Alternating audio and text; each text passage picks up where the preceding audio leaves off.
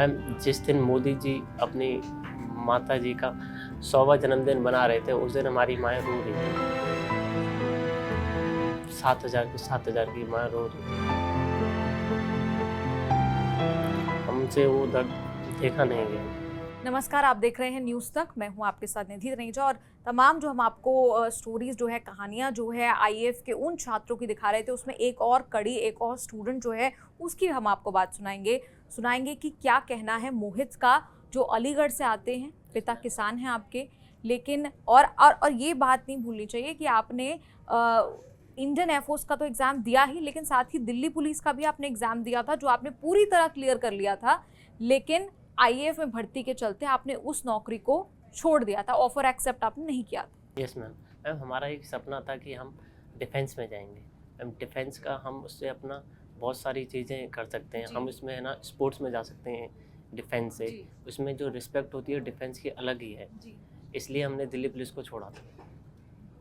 और कहीं ना कहीं वो छोड़ा आपने, दूसरी तरफ जो है आईएएफ की तरफ से भी आपको वो ज्वाइनिंग लेटर कभी नहीं मिला? No ma'am. मैम, ऐसा था, हमारा जो रैंक होती है, रैंक हमारी 31 मई 2021 को एयरफोर्स की वेबसाइट पे हमारी आई थी, जिसमें मेरी रैंक लगभग एयरफोर्स के एग्ज़ाम में 5 से 6 लाख सीटिंग होती है। मेरी रैंक जिसमें अंडर 1000 थी, तो हमारी ज्वाइनिंग होनी ही थी। इतना मतलब उसमें 7000 वैकेंसी होती है। तो हमारा एकदम आश्वासन मिल गया था 31 मई को कि आपकी ज्वाइनिंग होगी। लेकिन 31 मई से आज 22 जून तक हमें 9 नोटिस मिले हुए हैं, जिसमें लिखा हुआ है आपकी जो एनरोलमेंट है due to administrative reason delay है, आप वेबसाइट चेक करते रहिए।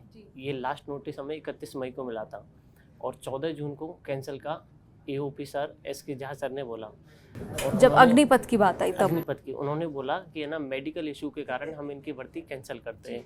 तो हम ये पूछना चाहते हैं 31 मई तक हमारा ऐसा क्या हुआ 14 दिन में, जो हमारा 14 दिन में हमारा मेडिकल इशू आ गया।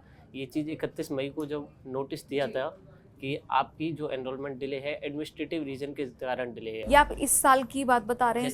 जो आप 31 जून की बात बता रहे हैं? 31 मई 2022 को। 31 मई यस मैम। 31 ये मई कहा गया कि एडमिनिस्ट्रेटिव रीजंस की वजह से डिले है आपकी लिस्ट। 31 मई 2022 को बताया गया और 14 जून को रीज़न दिया गया कि आपका मेडिकल की वजह से आपकी जो एनरोलमेंट है वो कैंसिल की जाती है। क्योंकि लेकिन मेडिकल तो आप क्लियर कर चुके थे। यस मैम, कर चुके थे। उसके बावजूद भी ये बोला जाता है कि तुम्हारा मेडिकल लिए हमें 1 साल हो गया है, तो इसलिए आपकी जो एनरोलमेंट है वो कैंसिल करते हैं। तो इसमें भी ऐसा एक और है, जब हमारी ज्वाइनिंग होती है ना, तो दोबारा मेडिकल होता है ज्वाइनिंग के टाइम पे। उसका मुझे कोई लगता नहीं कोई वैलिड रीज़न दिया है गवर्नमेंट ने। और ये एक स्टूडेंट के साथ हो सकता है, 2 स्टूडेंट के साथ हो सकता है, 7000 स्टूडेंट के साथ हो जाए, ये मुश्किल लगता है, ये नामुमकिन सा है। Yes ma'am. 7,000 बच्चे हैं, स्टूडेंट्स हैं, उनके अगर परिवार, उनके रिश्तेदारों को जोड़ें तो मैम एयरफोर्स के लगभग 1.5 लाख से ऊपर बैठेंगे, जो जिनकी बिल्कुल ज्वाइनिंग होने के बाद भी उन्हें छोड़ दिया। जी।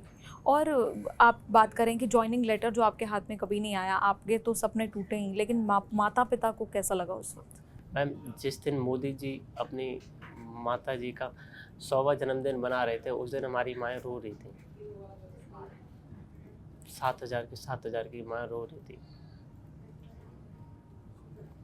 हमसे वो दर्द देखा नहीं गया। अगर हम कहें कि हम समझ सकते हैं तो गलत होगा। आपकी जगह पर रहकर आपकी कहानी आप ही समझ सकते हैं। और उम्मीद करते हैं कि आपके माध्यम से आज आपकी कहानी सरकार ज़रूर समझे। और जैसा आपने कहा, 7000 सिर्फ स्टूडेंट्स नहीं, सिर्फ एस्पिरेंट्स नहीं, 7000 वो परिवार, उनकी माएँ, जो कहीं ना कहीं ये इंतज़ार कर रही थी कि इन सभी, मेरे बेटे का जो है वो ज्वाइनिंग लेटर जल्द से जल्द आ जाए और वो फ़ौज में जल्द से भर्ती हो जाए। उम्मीद करते हैं इन तमाम कहानियों की मदद से कहीं ना कहीं संघर्ष जो इन छात्रों ने जिया है, उनके परिवारों ने, इनके जो तमाम, जैसे मोहित कह रहे थे कि ये माएँ जो हैं वो इंतज़ार कर रही थी कि इनका ज्वाइनिंग लेटर हाथ में आए, लेकिन वो नहीं आया। इंतज़ार अब भी जारी है। क्या करेगी सरकार, इसका इंतज़ार ये सभी छात्र कर रहे हैं।